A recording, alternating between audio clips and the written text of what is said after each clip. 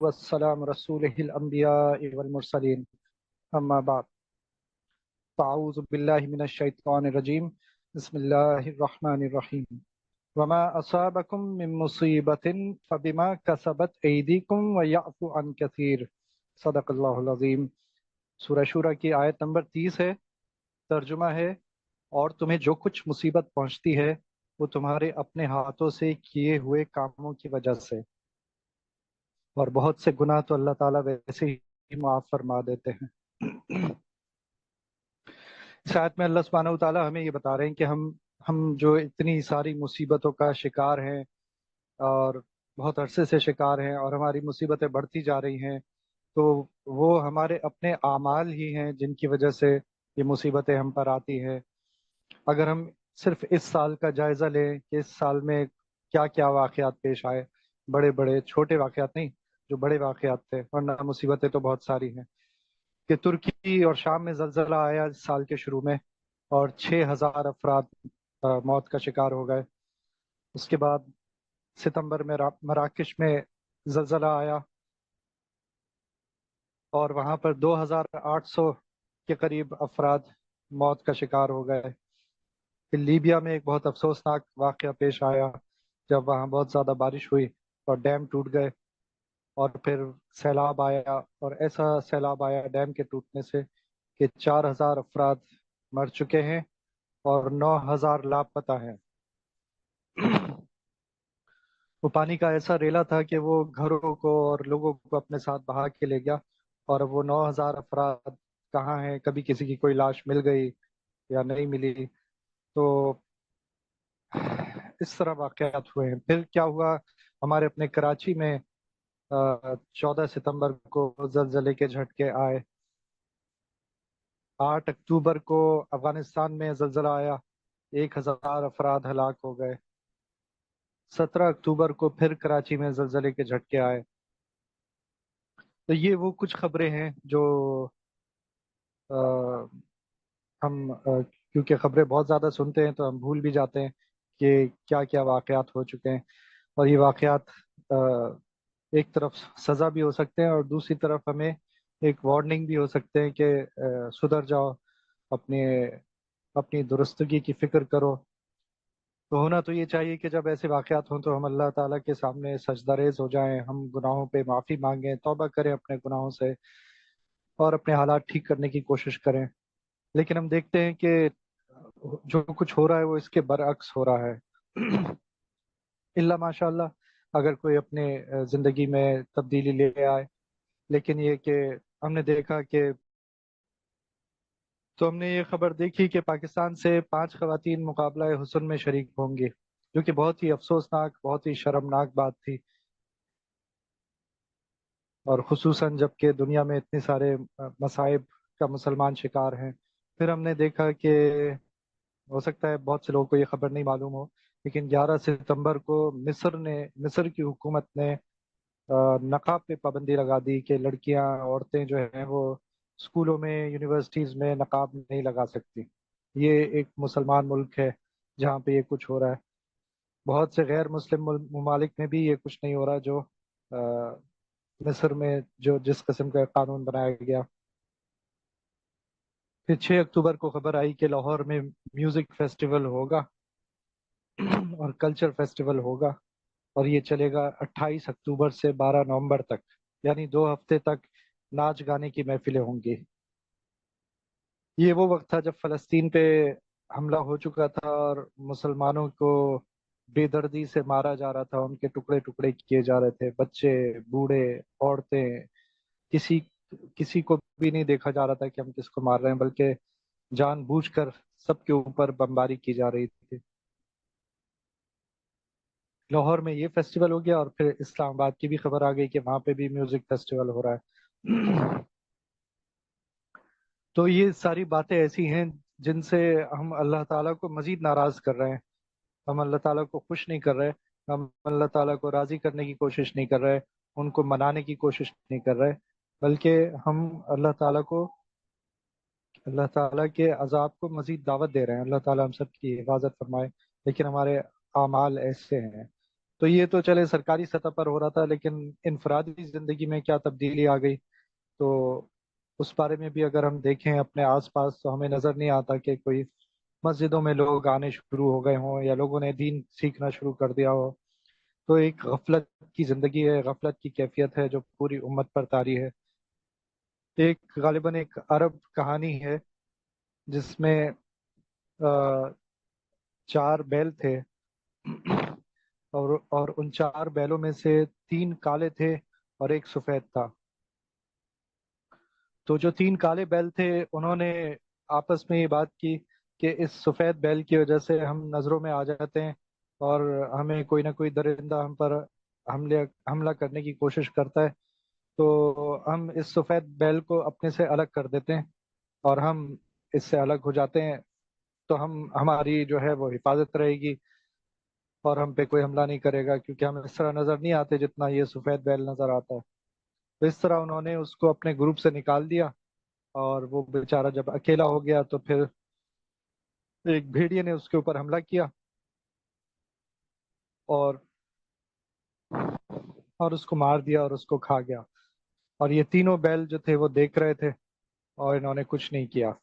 سوائے اس کے کہ کچھ باتیں کی، کچھ افسوس کا اظہار کیا، لیکن اس کے علاوہ کچھ نہیں کیا۔ بھیڑیے کو یہ پتا تھا کہ یہ جب 4 تھے تو پھر بھی ان کی طاقت زیادہ تھی، لیکن اب یہ 3 رہ گئے ہیں، تو اب یہ پہلے سے کمزور ہو گئے ہیں۔ تو اگلا موقع جب آیا تو بھیڑیے نے ان 3 میں سے ایک کالے بیل پر حملہ کیا، اور 2 بیل جو تھے وہ اسے دیکھتے رہے، اور اس نے اس کالے بیل کو مار دیا اور اس کو کھا گیا۔ پھر اب 2 رہ گئے تو اور بھی کمزور ہو گئے، پھر اس نے ان دونوں بیلوں پر ہم دونوں میں سے ایک پر حملہ کیا اور اس کو بھی مار دیا۔ اب جب ایک بیل رہ گیا تو تھوڑے دن بعد اس کی بھی باری آ گئی، اور جب اس نے اس کے گلے پر اپنے دانت گاڑ دیے تو وہ جو آخری بیل تھا اس نے کہا، میں اس دن مر گیا تھا جس دن سفید بیل مر گیا تھا۔ یعنی جب میں نے اس سفید بیل کو آ، کی فکر نہیں کی، اس کے لیے پریشان نہیں ہوا، اس کی مدد نہیں کی، تو پھر ایک نہ ایک دن مجھے بھی اس بھیڑیے کا شکار ہونا تھا، اور وہ وقت آیا تو آج ہے، لیکن میں اسی وقت مر گیا تھا۔ تو ہماری کیفیت ایسی ہے کہ ہم اپنے آپ کو بچانا چاہتے ہیں، اپنی زندگیاں ویسے ہی گزارنا چاہتے ہیں جیسی گزر رہی ہیں، اپنی زندگیوں میں کوئی تبدیلی نہیں لانا چاہتے، اور اگر ہمارے کسی ساتھی پر یا ہمارے کسی برادر ملک پر اگر کوئی مصیبت آ جائے تو بھی ہمیں کوئی فرق نہیں پڑتا، ہم دیکھتے رہتے ہیں، باتیں آپس میں ضرور کر لیتے ہیں، لیکن نہ ان کی کوئی مدد کا حکومتی سطح پر تو کچھ ہونا نہیں، وہ تو ہمیں معلوم ہے۔ 70 75 سال ہو گئے فلسطین پر ظلم ہو رہا ہے، کچھ نہیں ہوا۔ افغانستان پر جب حملہ کیا تھا وہ بھی ہمارا برادر ملک تھا، 2011 میں جب حملہ کیا تھا، 2001 میں، تو اس وقت بھی مشرف صاحب نے نعرہ لگایا سب سے پہلے پاکستان۔ یہ وہی بیل والا نعرہ تھا کہ ہمیں اپنی فکر کرنی چاہیے، تو انہوں نے بھی یہ نعرہ لگایا کہ سب سے پہلے پاکستان۔ یہ نعرہ اصل میں سب سے پہلے ترکی میں اتا ترک نے لگایا تھا کہ سب سے پہلے ترکی۔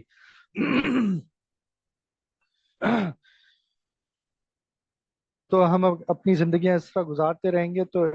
یہ تو یقینی بات ہے کہ بھیڑیا جو ہے وہ رکے گا نہیں، وہ آگے بڑھتا رہے گا۔ اور اگر ہم غور کریں کہ پچھلے 10 12 سال میں کیا ہوا ہے، تو کتنے اسلامی ممالک ہیں جن کے اوپر حملے کر کر کے ان کو بالکل کمزور کر دیا ہے، کسی قابل نہیں چھوڑا ہے۔ شام ہو گیا، لیبیا ہو گیا، عراق ہو گیا، اور آہستہ آہستہ ان کے جو عزائم ہیں ان میں وہ کہیں رکیں گے نہیں، اور مسلمانوں کو کہیں بھی وہ انڈیپینڈنٹ ہونے نہیں دیں گے، اور مسلمانوں کو مضبوط ہونے نہیں دیں گے۔ اس وقت جب میں یہ بات کر رہا ہوں تو 11,000 سے زیادہ لوگ شہید ہو چکے ہیں فلسطین میں، بے دردی سے مارا گیا ہے، اور 15 لاکھ کے قریب بے گھر ہو چکے ہیں، آسمان کے نیچے پڑے ہیں۔ ہمارا ایک وقت کا پانی اگر بند ہو جائے تو ہم کتنی مشکل میں آ جاتے ہیں۔ ان کا پانی بھی بند ہے، دوائیاں بھی بند ہیں، بجلی بھی بند ہے، پیٹرول بھی بند ہے، کھانا بھی بند ہے، کوئی کسی طرح کی مدد ان کی نہیں کی جا سکتی، اور ہم کیا کر رہے ہیں؟ ہم میوزک فیسٹیول منا رہے ہیں۔ ہم سے بہتر تو وہ قومیں ہیں جو مسلمان نہیں ہیں لیکن فلسطین کے آزادی کے لیے کھڑی ہیں. جیسے آئرلینڈ ہو گیا. آئرلینڈ کی پارلیمنٹ ہے، اس میں شدید احتجاج ہو رہا ہے اسرائیل کے خلاف، اور جتنی سخت زبان وہ استعمال کر رہے ہیں، کوئی مسلمان ملک ایسی زبان استعمال نہیں کر رہا. ساؤتھ افریقہ ہے، انہوں نے اپنے تعلقات انہوں نے اپنے سفیر کو واپس بلا لیا ہے اور تمام سفارتی عملے کو واپس بلا لیا ہے اور بہت سخت زبان استعمال کر رہے ہیں. اسی طرح اور ہونڈورس ایک ملک ہے، بولیویا ایک ملک ہے، بولیویا نے اپنے تعلقات اسرائیل سے ختم کر لیے ہیں. ایک عورت کینیڈا میں ہوتی ہے، غیر مسلم عورت، اس نے بتایا کہ کینیڈا کی ایک جگہ ہے البرٹا، وہاں پہ سپر مارکیٹ کے اندر اور وہاں مسلمانوں کی تعداد زیادہ ہے. تو سپر مارکیٹ کے اندر اس نے کہا میں نے جو کچھ دیکھا ہے اپنی زندگی میں کبھی ایسا نہیں دیکھا کہ لوگ اپنے موبائل نکال کر ایک ایک چیز کو چیک کر رہے ہیں خریدنے سے پہلے. اور وہ کیا چیک کر رہے ہیں یہ اس نے کھل کر بات نہیں کی، لیکن اس کا مطلب یہ تھا کہ وہ یہ چیک کر رہے ہیں یہ کہیں اسرائیل کی تو نہیں ہے یہ چیز.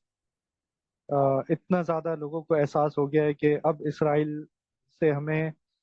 کو نقصان بھی جس حد تک ہم پہنچا سکتے ہیں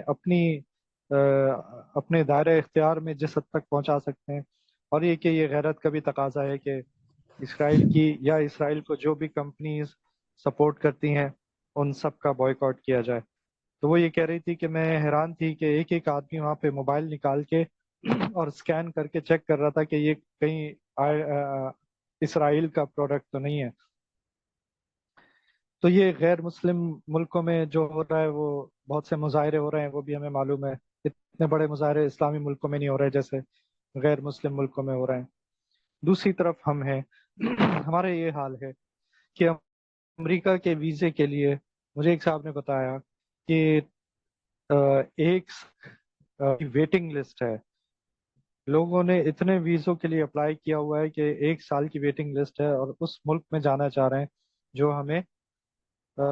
جو اسرائیل کے ساتھ شانہ بشانہ کھڑا ہے اور ان کی پوری مدد کر رہا ہے. $19 بلین کا اسلحہ ابھی ابھی اپروو ہوا ہے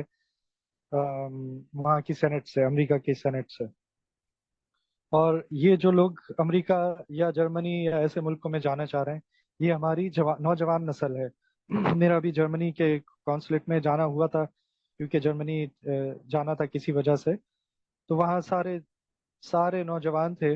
اور جس سے بھی پوچھو وہ اسٹوڈنٹ ویزا کے اوپر جرمنی جا رہا تھا. اور ایک وہ لہر چل پڑی ہے کہ پاکستان میں کچھ نہیں رکھا، تو جس کو جہاں کا موقع مل رہا ہے، کوئی کینیڈا، کوئی جرمنی، کوئی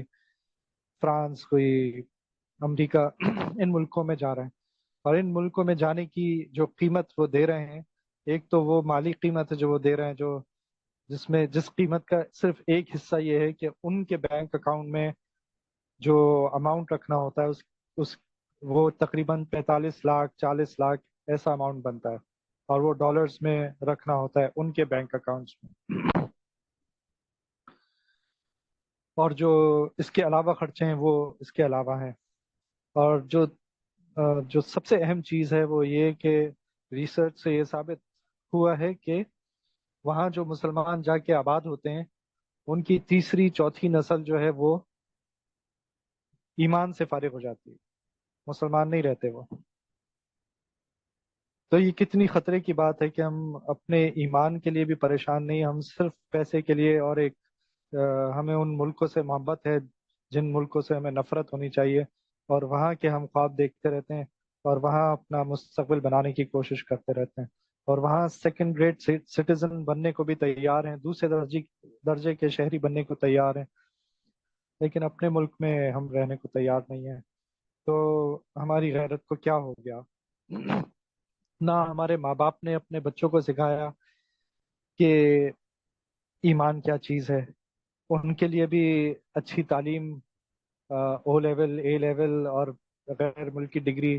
ان کے لیے بھی یہی چیزیں اہم تھیں، ایمان کی وہ اہمیت نہیں تھی.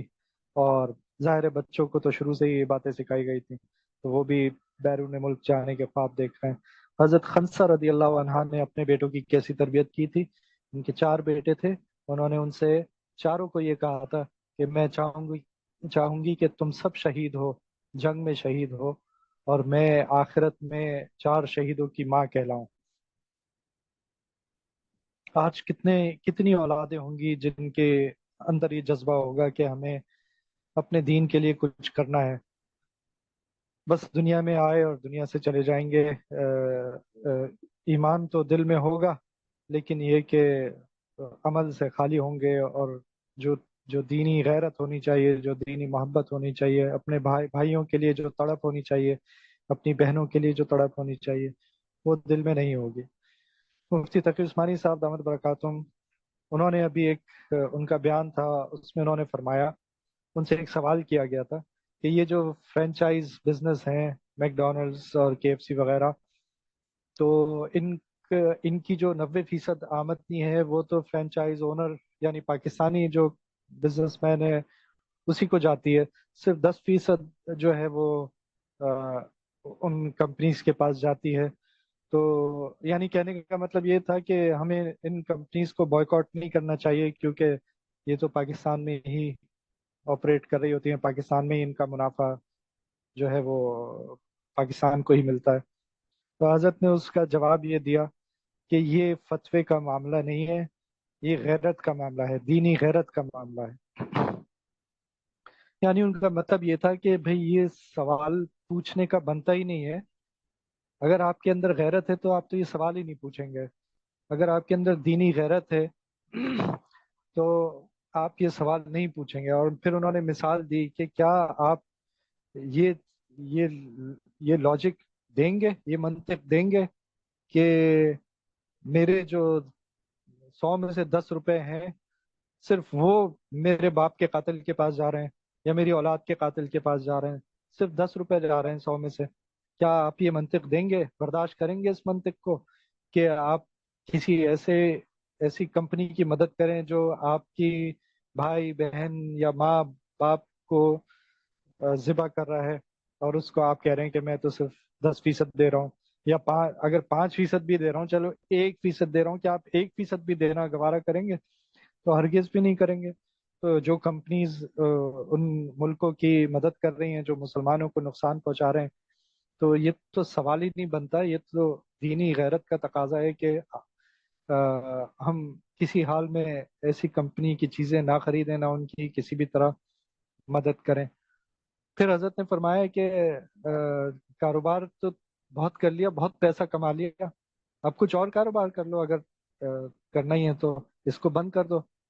یعنی دینی غیرت کا تقاضا صرف اس کے لیے نہیں ہے جو وہاں جا کے کھا رہا ہے اور خرید رہا ہے، ایسے کمپنیز کی چیزیں خرید رہا ہے، بلکہ تقاضا ان کے لیے بھی ہے جنہوں نے یہ کاروبار کھولے ہوئے ہیں اور وہ ان کمپنیز کو چاہے 10% بھیج رہی ہوں لیکن منافع بھیج رہی ہیں۔ تو ہم اپنی حیثیت میں جو کچھ کر سکتے ہیں وہ ہمیں کرنا چاہیے، تاکہ کم از کم اللہ تعالیٰ کے سامنے کچھ تو جواب دے سکیں۔ ویسے تو ہمیں شرمندہ ہونا چاہیے کہ ہم وہ جو کچھ کر رہے ہیں وہ بھی کم ہے، اور شاید اس سے زیادہ اگر کرنا ہوتا، کر سکتے تو ہم وہ بھی کرتے، لیکن جو کچھ کر پا رہے ہیں، مثلا اگر ہم مالی مدد بھیج رہے ہیں کسی طرح، اور جو بوائے کرنا ہے بوائے میں حصہ لے رہے ہیں، دعاؤں کی حیثیت سے جو کچھ کر سکتے ہیں دعائیں مانگ رہے ہیں، تہجد میں بھی اٹھ کر دعائیں مانگ رہے ہیں، تو یہ تو ہمارے بس میں ہے، یہ تو ہم کر سکتے ہیں، تو کم از کم یہ تو ہم جاری رکھیں۔ لیکن اس کے ساتھ ساتھ ایک بات اور بھی اہم ہے، وہ یہ کہ ان کمپنیز میں جو لوگ کام کر رہے ہیں، نوکری کر رہے ہیں، ملازمت کر رہے ہیں، وہ مجبوری میں کر رہے ہیں، وہ کوئی نواب نہیں ہے، کوئی چودھری نہیں ہے کہ ان کو نوکری کی ضرورت نہیں ہے اور وہ نوکری چھوڑ کے بیٹھ جائیں۔ تو بعض جگہ ایسا بھی ہو رہا ہے کہ ان لوگوں کو شرم دلائی جا رہی ہے کہ تم اس کمپنی میں کیوں نوکری کر رہے ہو، یہ تو فلاں کمپنی ہے، یہ تو اسرائیل کی مدد کر رہی ہے۔ تو بھئی اگر وہ دل میں برا سمجھ رہا ہے اس کمپنی کو اور اپنی مجبوری کی وجہ سے وہاں پہ نوکری کر رہا ہے، تو ہمیں کوئی حق نہیں پہنچتا کہ ہم اسے اس طرح کی آڑ دلائیں یا کوئی تانا دیں۔ یہ بالکل غلط بات ہے، ہمیں ایسا بالکل نہیں کرنا چاہیے۔ ہاں، وہ کوشش کرے گا اور انشاءاللہ اس کو کہیں اور نوکری مل گئی تو ایسے بہت سے اچھے لوگ ہیں جو ان کمپنیز میں کام کر رہے ہیں اور انہیں بہت برا لگ رہا ہے، اور وہ چاہتے ہیں کہ کسی طرح ان کمپنیز کے خلاف ایکشن ہو، ایسے لوگ موجود ہیں، اور لیکن وہ وہاں پہ فی الحال ان ملازمت کر رہے ہیں، تو ہمیں ان کو برا نہیں کہنا چاہیے۔ اب یہ کہ جو بات میں نے پہلے بھی کی، وہ ایک دفعہ پھر دہرا رہا ہوں کہ جہاد میں حصہ ہم اپنی جان سے تو نہیں لے سکتے اس وقت، اور قرآن شریف میں جو جہاد کا حکم ہے وہ دو طریقے سے ہے، جان سے اور مال سے۔ تو مال سے تو ہم حصہ لے سکتے ہیں، لوگوں کی مدد کرنا، اور ان تک دوائیاں، کپڑے وغیرہ یہ سب چیزیں ان تک کسی طرح پہنچیں، اس میں ہم جو بھی ادارے ہیں جو کام کر رہے ہیں ان کے ساتھ تعاون کرنا چاہیے، اور اپنی پوری کوشش کرنی چاہیے، اور دعائیں کرنی چاہیے۔ اللہ تعالیٰ ان فلسطین کے مسلمانوں کی مدد فرمائے، اللہ تعالیٰ ان کو صبر اور استقامت عطا فرمائے، اللہ تعالیٰ ہم کو بھی صحیح راستے پر چلنے کی توفیق عطا فرمائے، اللہ تعالیٰ ہمیں اچھے حکمران عطا فرمائے، اچھے فیصلے عطا فرمائے، اور ایسے حکمران عطا فرمائے جن کے اندر دینی غیرت ہو، اور وہ صرف باتیں بنا کر، اور پھر باتیں بناتے ہیں اور ساتھ ساتھ میوزیکل کانسرٹس اور میلے اور فیسٹیول کرتے ہیں۔ اللہ تعالیٰ ان کو ہدایت دے۔ آخر دعوانا ان الحمد للہ رب العالمین۔